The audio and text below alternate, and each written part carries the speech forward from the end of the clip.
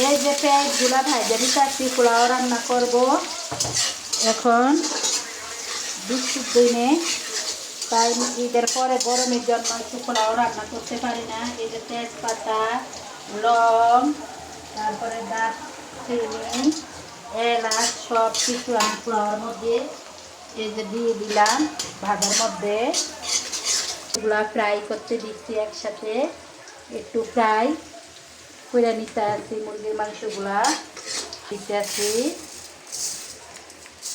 পোলাওর মধ্যে।